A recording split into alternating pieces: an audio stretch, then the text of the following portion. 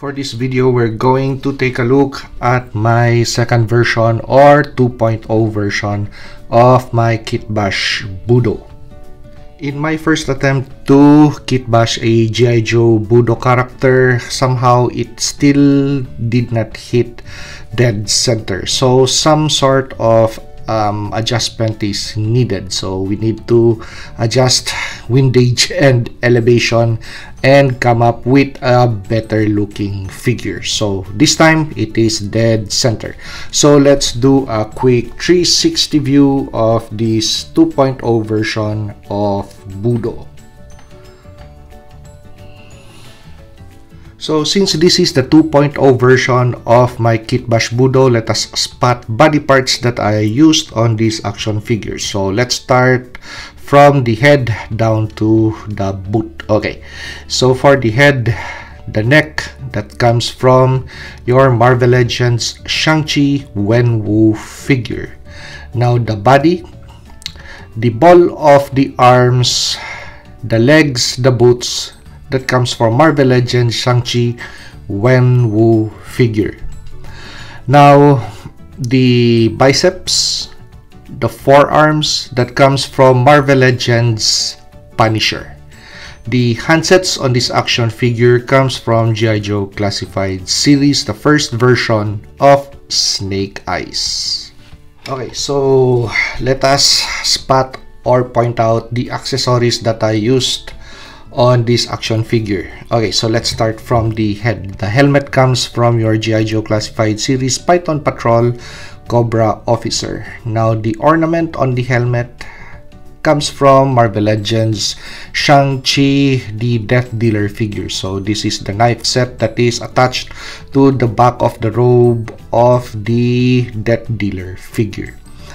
Now this red scarf that is wrapped around or glued to the helmet is actually a Marvel Legends accessory, but from which figure I could no longer remember.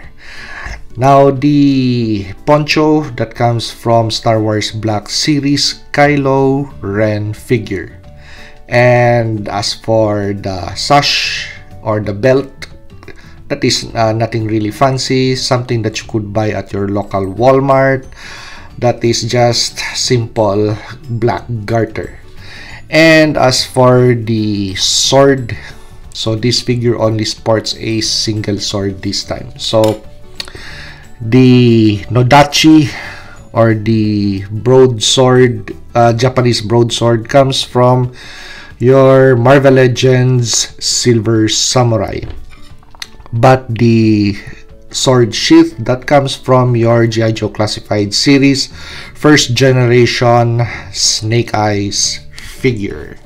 In my first Budo Kitbash video, I was using this head unit. So from your Marvel Legends Netflix Punisher figure. But somehow I wanted a more Asian head for my Budo G.I. Joe character. So I reverted back to the Wenwu head unit. So I was taking a look at it and somehow I realized that you could take off the hair of the Wenwu head unit. So subject it to just high heat using your hair dryer, and this thing is going to fall off. So the toupee is going to detach from the head sculpt or the head unit, and leaving you with a head unit that you could fit with the the G.I. Joe Classified Series Python Patrol helmet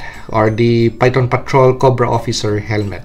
So some filler is needed, so just an easy fix. So just use your stick glue gun to fill up the spaces. So this is actually already a permanent head unit, so that is going nowhere, nor is the toupee going to be reattached later on. So it's going to sport this look forever and ever. Amen.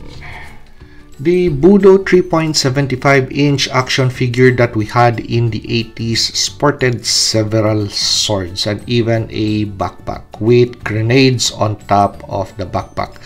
So why am I segregating this Budo action figure, this 6 inches version, to a single sword system? Well, actually, just personal preference. So nothing really fancy reasons with regards to weapon system. I just want a single sword for this action figure. And at the same time, with just a single sword instead of a katana and wakizashi combination, just this nodachi, Japanese broadsword, then I could position the scabbard to wherever I wish. And of course, this is an action figure. You play with it. So if you have several swords on this action figure on the garterized belt, somehow it's going to hinder with your playtime, that you have to somehow reposition that scabbard or those scabbards as to gain the pose that you like the action figure to display in your case. So actually, it's just that. And the other reason is just in case I want to have this action figure wield a more traditional firearm like an MP5, so that is possible. So I just do this. So put that nodachi on the back of the action figure, and I could give this action figure a more modern firearm. So let's do that. Okay, so this is the thing that I was talking about. So that is also the reason why I would sport a black color on this action figure. So somehow, if just in case I pair this action figure, or actually I already paired this action figure with a firearm, then here you go. So options for your Budo action figures. So of course, if he's going to go on a mission with other Joes, he's not just going to carry a sword. He has to engage Cobra with some sort of firearm. Okay, so just as the saying goes, don't bring a sword or a knife to a gun fight. So just using that proverb on this action figure. So somehow the look matches the total build, and with the poncho or that's long scarf from Kylo Ren, it somehow hides the nodachi very well. Well, you still see it, but actually it's some sort of camouflaged on the back. Well, actually that is also the way that samurai would carry their sword. So if they need to run, somehow that sword needs to be tucked away on the back that way. So versatility in times of need.